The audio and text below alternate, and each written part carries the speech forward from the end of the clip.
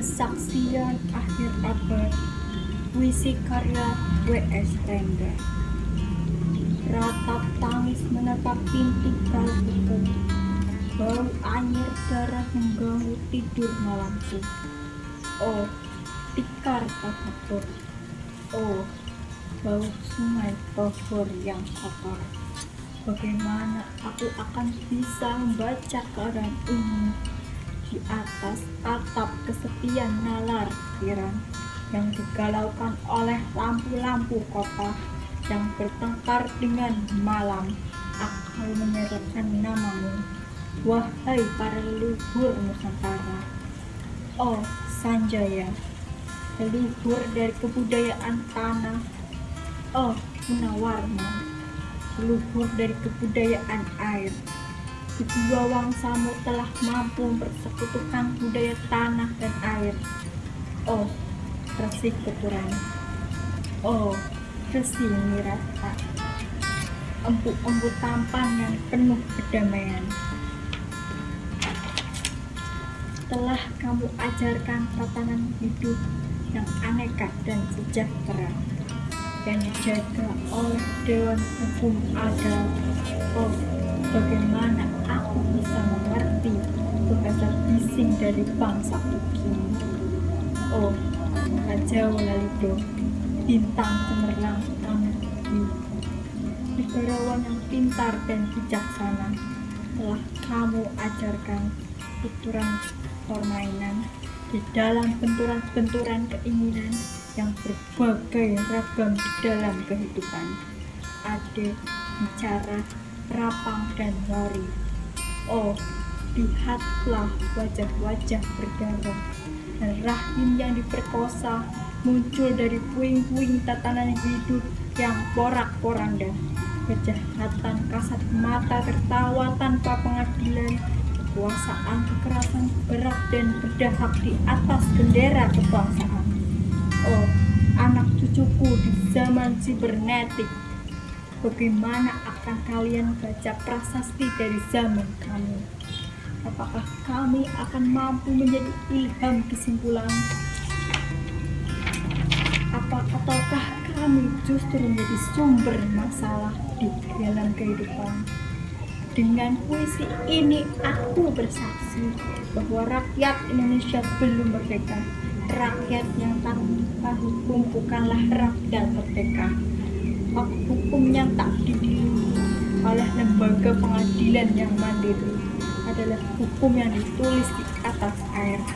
Bagaimana rakyat bisa merdeka bila polisi menjadi aparat pemerintahan dan tidak menjadi aparat hukum yang melindungi hak warga negara? Bagaimana rakyat bisa merdeka bila birokrasi negara tidak menjadi aparat rakyat, melainkan menjadi aparat pemerintah yang berkuasa? Bagaimana rakyat bisa merdeka bila hak pilih mereka dipasang, tidak boleh memilih secara langsung wakil-wakil mereka di Dewan Perwakilan, dan juga tidak boleh memilih secara langsung camat mereka, bupati, wali kota, gubernur, dan presiden mereka. Dan partai-partai politik menganggap rakyat hanya abdi partai yang dinamakan masa politik partai, kaula partai, atau hamba partai. Bagaimana rakyat bisa merdeka bila pemerintah melecehkan perdagangan antar daerah dan mengembangkan merkantilisme bebas, sehingga rela menekankan kesejahteraan buruh, petani, nelayan, guru, dan serdadu berpangkat rendah? Bagaimana rakyat bisa merdeka bila provinsi-provinsi sekedar menjadi tanah jajahan pemerintah pusat, tidak boleh mengatur ekonominya sendiri, tatanan hidupnya sendiri, dan juga keamanannya sendiri? Ayam, serigala, macan, ataupun gajah semuanya peka pada wilayahnya. Tiap orang juga berdaulat di dalam rumah tangganya. Setiap penduduk ingin berdaulat di dalam kampungnya, dan kehidupan berbangsa tidak perlu merusak kedaulatan kedaerahannya. hasrat berbangsa adalah naluri rakyat untuk menjalin ikatan daya cipta antar suku yang penuh keanekaan kehidupan dan memaklumkan wilayah pergaulan yang lebih luas untuk merdeka bersama. Tetapi lihatlah seluruh kabut asap ini. Penjajahan tatanan uang, penjajahan modal, penjajahan kekerasan senjata, dan penjajahan oleh partai-partai politik masih merajalela di dalam negeri. Dengan puisi ini, aku bersaksi bahwa sampai saat puisi ini aku tanda tangani, para elit politik yang berkedudukan ataupun yang masih di jalan tidak pernah memperjuangkan sarana-sarana kemerdekaan rakyat. Mereka hanya rusuh dan gedung, memperjuangkan kedaulatan golongan dan partainya sendiri. Mereka hanya bergulat untuk posisi sendiri. Mereka tidak peduli kepada posisi rakyat, tidak peduli pada posisi hukum, posisi polisi ataupun posisi birokrasi.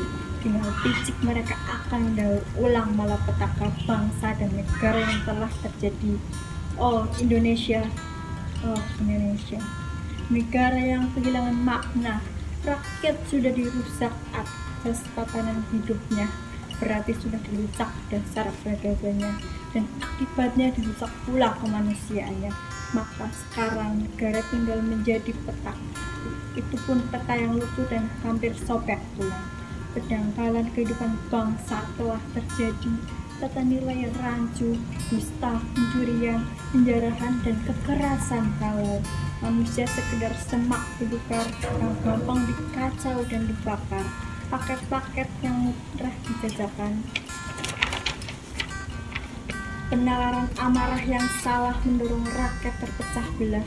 Negara tidak mungkin kembali diutuhkan tanpa rakyatnya dimanusiakan, dan manusia tak mungkin jadi manusia tanpa kehidupan hati nurani. Nah, hati nurani adalah hakim adil untuk diri kita sendiri. Hati nurani adalah sendi dari kesadaran akan kemerdekaan pribadi. Dengan puisi ini, aku bersaksi bahwa hati nurani itu meski dibakar tidak bisa menjadi api.